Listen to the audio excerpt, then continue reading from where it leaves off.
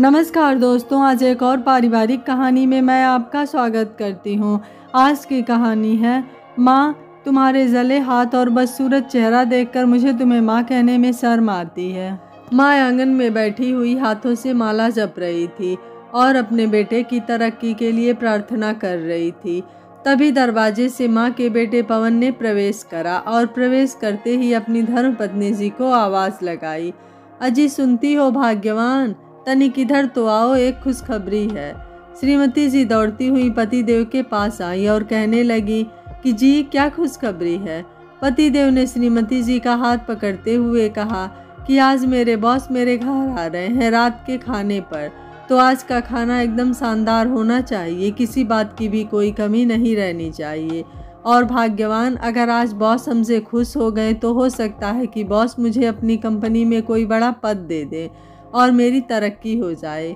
श्रीमती जी ने खुश होकर कहा कि आप सच कह रहे हैं, बॉस आपको तरक्की दे देंगे क्या? अगर ऐसा है तो आज रात का खाना एकदम शानदार होगा, मैं किसी भी बात की कमी नहीं रहने दूंगी, आप बेफिक्र हो जाइए। माँ ने यह खुशखबरी सुनी तो बेटे की नज़र उतारने के लिए उसकी तरफ बढ़ी और कहने लगी कि मेरा लाल, तू ऐसे ही आगे बढ़ता रहे अपने जीवन में, जो भी मांगे भगवान तुझे दे।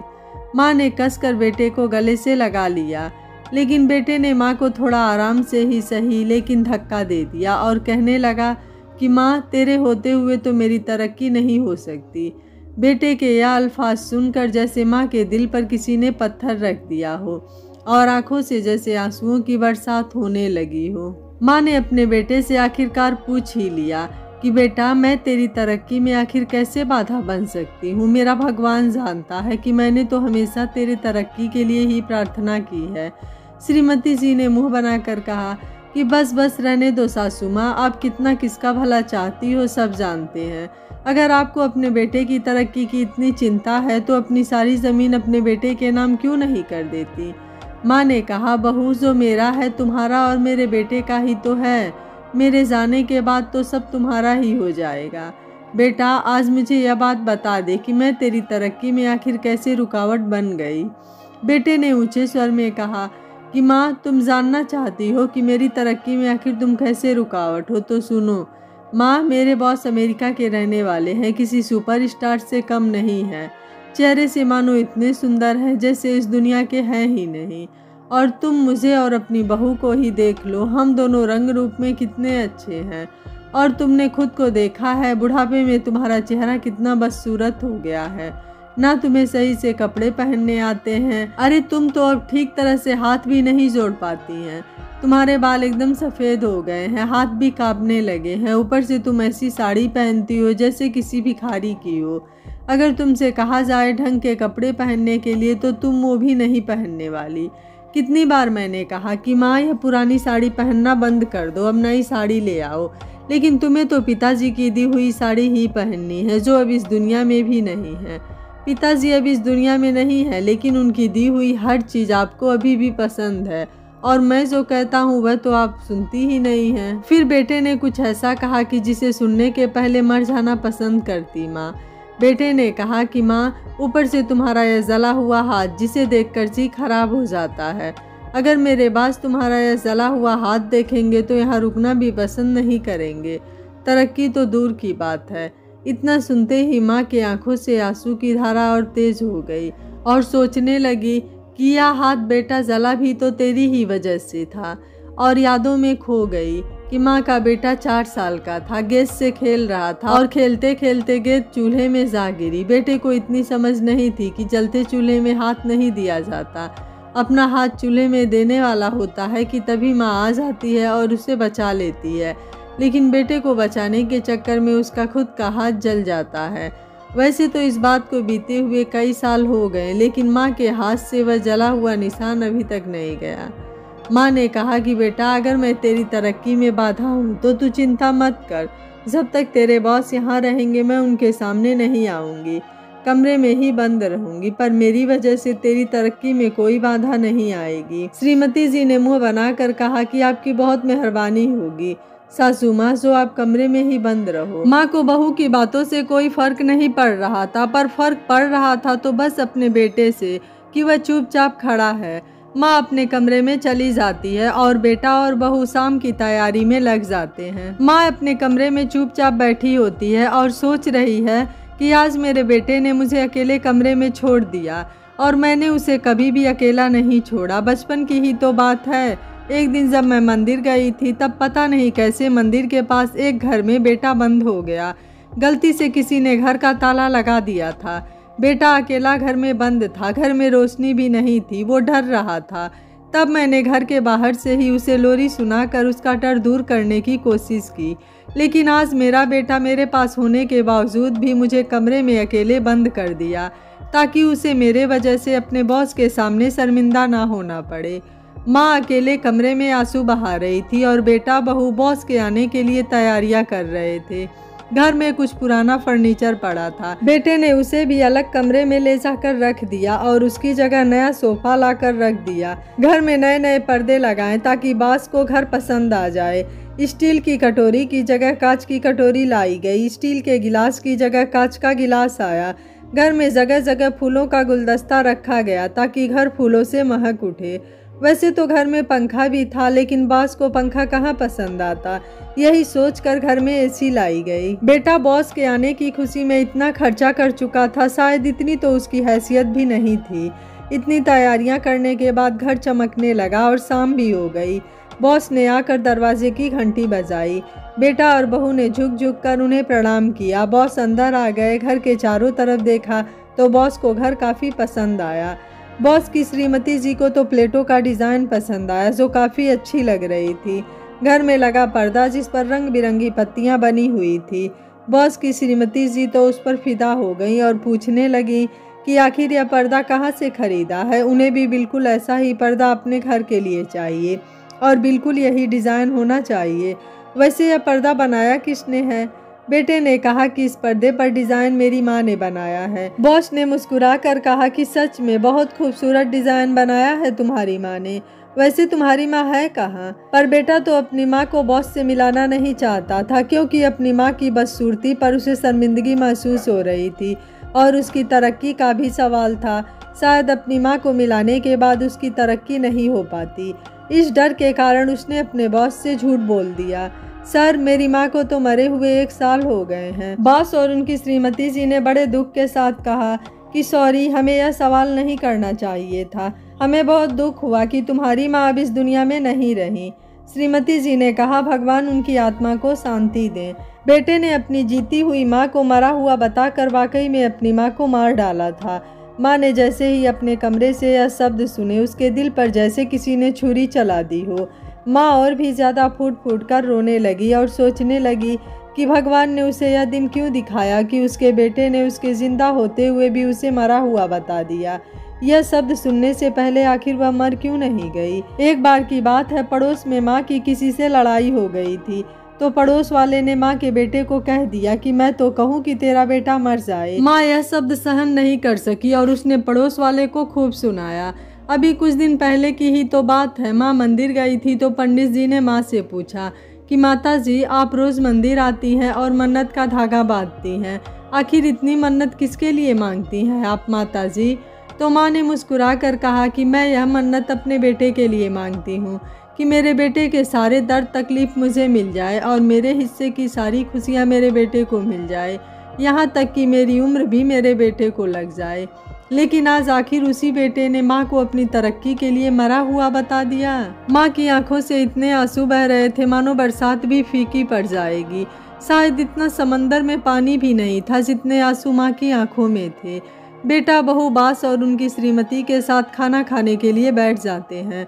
तरह तरह के पकवान बनाए गए थे। आज बेटा पहला निवाला अपने मुंह में देने को था, लेकिन अचानक ही उसे अपनी माँ का ख्याल आ गया कि माँ ने आज सुबह से कुछ नहीं खाया है, पर माँ के पास खाना लेकर जाता कैसे? उसकी तरक्की का जो सवाल था, इसलिए निवाला अपने मुंह में ही डाल लिया। बेचारी माँ अपने कमरे में अकेली भूखी प्यासी बैठी है और बाहर बेटा बहू तरह तरह के पकवान खा रहे हैं। माँ अलमारी में से बेटे के बचपन के खिलौने निकालती है और पुराने दिनों में खो जाती है। एक बार की बात थी, बेटे के पिताजी बेटे को लेकर कहीं बाहर गए थे तो दोनों को आने में बहुत देर हो गई। माँ कभी भी अपने बेटे को खिलाए बगैर खाना नहीं खाती थी। तो आज कैसे खा लेती। माँ ने उस दिन कुछ नहीं खाया। जब बेटा आया तभी उसके साथ खाना खाने बैठी। उस दिन तो बेटा दूर था, तब भी माँ ने खाना नहीं खाया, लेकिन आज माँ बेटे से बस 4 कदम की दूरी पर थी और बेटा फिर भी मज़े से खाना खा रहा था। माँ अपने अल्फाजों को किसी के साथ बयां नहीं कर पा रही थी, क्योंकि उसके अल्फाज सुनने वाला कोई नहीं था। माँ अपने अल्फाजों को अपने दिल में दफन करके चुपचाप बैठी रही। ऊपर वाले को माँ पर रहम भी नहीं आ रहा था। माँ हर रोज़ भगवान की पूजा करती थी। माँ के पास चाहे खाने के लिए कुछ ना हो, लेकिन भगवान को भोग ज़रूर लगाती है, क्योंकि माँ को भरोसा था कि एक दिन भगवान उसके कष्टों का निवारण ज़रूर करेंगे। परंतु माँ को क्या पता था कि कुदरत का कहर तो अभी बाकी है। माँ के दिल में एक अभिलाषा थी अपने पोते पोतियों का मुंह देखने के लिए। वैसे तो पोते और पोतिये को आने में अभी 4 महीने बाकी थे, लेकिन माँ अभी से खुशी के मारे फूले नहीं समा रही थी। माँ अपनी बहू का इतना ध्यान रखती और उसे कभी कुछ काम भी करने नहीं देती, लेकिन बहू फिर भी माँ में कुछ ना कुछ कमी निकाल ही देती। लेकिन माँ उसकी बात का बुरा नहीं मानती। जब माँ को पता चला था कि उसकी बहू प्रेग्नेंट है, तो माँ ने सारे गांव में अपने हाथ से बनाकर लड्डू बांटे थे। यह कैसा कुदरत का कहर था कि उसकी अभिलाषा अधूरी रहने वाली थी। माँ अपने बेटे के बचपन के बारे में सोच ही रही थी कि अचानक उसे दिल का दर्द उठने लगा। क्या है ना, माँ को दिल की बीमारी थी। पहले भी उसे 2 बार दिल का दर्द उठा था, लेकिन उसने ध्यान नहीं दिया, क्योंकि वह तो अपने पोते और पोतियों के आने की खबर सुनकर बहुत खुश थी और यह बताकर वह इस खुशी को दुख में नहीं बदलना चाहती थी। इसलिए उसने फिर से अपने अल्फाजों को अपने सीने में ही दफन कर लिया। परंतु आज यह दिल का दर्द कुछ ज़्यादा ही तेज होने लगा। माँ ने बेटे को बुलाना भी चाहा, लेकिन बुलाती कैसे? आखिर बेटे की तरक्की का जो सवाल था, आज यह तरक्की का सवाल उसकी मौत का सवाल बनने जा रहा था। माँ अपने बेटे की तरक्की में बाधा नहीं बनना चाहती थी, क्योंकि अगर माँ अपने बेटे को आवाज़ लगाती तो बेटे का झूठ पकड़ा जाता कि उसकी माँ तो मरी नहीं है बल्कि जिंदा है। और यह सच सामने आने के बाद बेटे की तरक्की तो क्या, उसकी नौकरी भी चली जाती। और माँ यही नहीं चाहती थी कि उसके बेटे की नौकरी चली जाए, उसकी तरक्की रुक जाए। इसलिए चुपचाप उस दर्द को सहन करती रही। मगर यह दर्द इतना तेज होने लगा कि अब तो उसकी सांसें भी उखड़ने लगी। माँ अब समझ गई थी कि अब उसका वक्त आ गया है इस दुनिया से जाने के लिए। माँ इस दुनिया से जाने से पहले अपने बेटे का चेहरा देखना चाहती थी, लेकिन बेटे का चेहरा देखती कैसे? बेटे की तरक्की का जो सवाल था।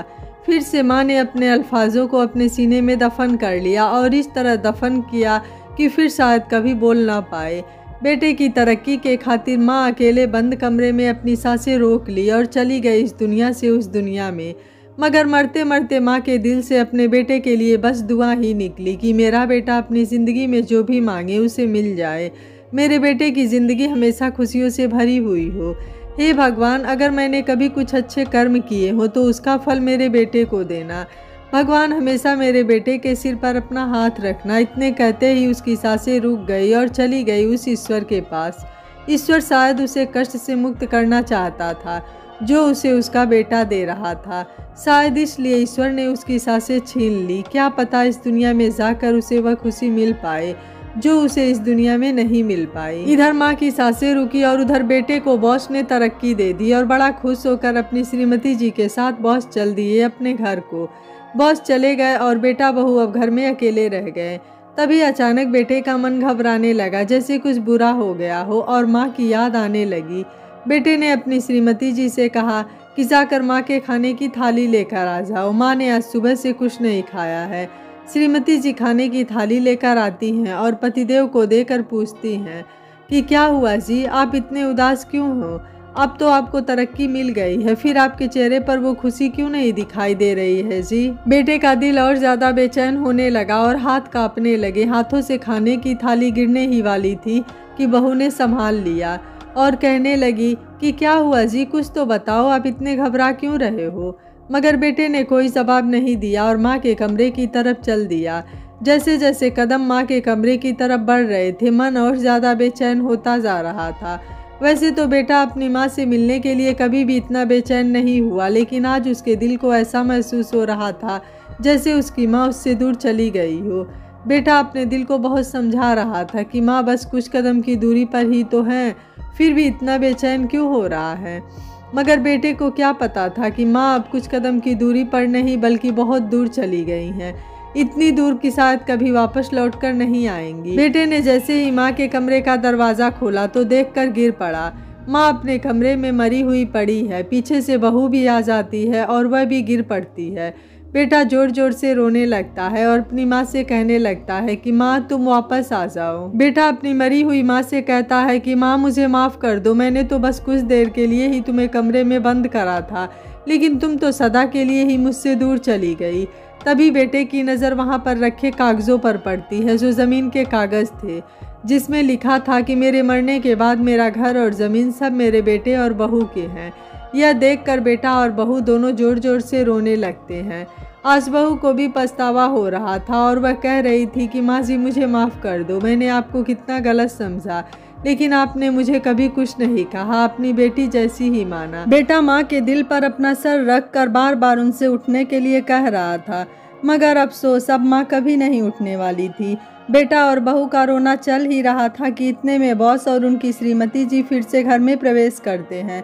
श्रीमती जी अपना मोबाइल भूल गई थी, इसलिए दोनों मोबाइल को लेने के लिए आए थे, लेकिन उन्होंने रोने की आवाज़ सुनी तो दोनों माँ के कमरे में आ गए और यह देखकर हैरान रह गए कि माँ ज़मीन पर मरी पड़ी हैं, जबकि बॉस से तो बेटे ने कहा था कि उसकी माँ बहुत पहले ही मर चुकी हैं। बॉस को माँ के मरने पर दुख भी हो रहा था, लेकिन उनके बेटे पर बहुत ज़्यादा गुस्सा आ रहा था कि उसने अपनी जीती हुई माँ को ही मरा हुआ बता दिया। बॉस बेटे पर गुस्सा करते हुए बोलते हैं कि तुम्हें तो मर जाना चाहिए कि तुमने अपनी माँ को जीते जी ही मार डाला था। सच कहते हैं लोग कि भगवान इंसाफ करता है, चाहे देर से ही सही, लेकिन इंसाफ तो होकर ही रहता है। और आज तुम्हारे साथ भी इंसाफ हुआ। तुमने अपनी तरक्की के लिए हमसे झूठ बोला था कि तुम्हारी माँ तो कब की मर गई हैं, लेकिन आज उस भगवान का इंसाफ देखो कि तुम्हारी माँ आज तुम्हें हमेशा के लिए छोड़कर चली गई। अगर मैं चाहूँ तो तुम्हारी तरक्की तुमसे अभी छीन सकता हूँ, लेकिन मैं ऐसा करूँगा नहीं, क्योंकि तुम्हारी इस तरक्की के लिए माँ ने अपने जान की कुर्बानी कर दी और मैं माँ के बलिदान को व्यर्थ नहीं जाने दूँगा। इसलिए मैं तुमसे तुम्हारी तरक्की नहीं छीनने वाला। लेकिन इतना ज़रूर कहना चाहूँगा कि आज तुमने अपनी तरक्की के चक्कर में अपनी ज़िंदगी की सबसे कीमती चीज़ अपनी माँ को खो दिया। तरक्की तो तुम्हें दोबारा भी मिल जाती, लेकिन माँ तो तुम्हें अब कभी नहीं मिलने वाली। जब माँ जिंदा थी तब उसके पास अल्फाज तो बहुत थे, लेकिन सुनने वाला कोई नहीं था। लेकिन आज बेटे के पास बहुत अल्फाज थे अपनी माँ से कहने के लिए, लेकिन अब बेटे के पास माँ नहीं थी उसके अल्फाजों को सुनने के लिए। और शायद अब मेरे पास भी अल्फाज नहीं है माँ के दर्द को बयां करने के लिए, क्योंकि उस माँ के दर्द को कोई नहीं समझ सकता जिसके बेटे ने उसे जीते जी मरे हुए बता दिया। बेटे ने तरक्की को तो पा लिया, लेकिन अपनी माँ को खो दिया, और माँ को खोने के बाद बेटा दुनिया का सबसे गरीब इंसान है। इस दुनिया में हमें सब कुछ दोबारा मिल सकता है, तरक्की मिल सकती है, पैसा मिल सकता है, लेकिन माँ हमें सिर्फ एक बार मिलती है। अगर माँ हमारे पास है तो हम दुनिया के सबसे अमीर इंसान हैं, और जिसने अपनी माँ को अपनी तरक्की के लिए खो दिया इस दुनिया में वो सबसे गरीब इंसान है। यह कहानी आपको कैसी लगी आप मुझे अपनी राय कमेंट बॉक्स में ज़रूर दीजिएगा। वीडियो पसंद आया है तो वीडियो को लाइक शेयर एंड चैनल को सब्सक्राइब कर लीजिएगा। Thank you for watching. मिलते हैं अगली कहानी में।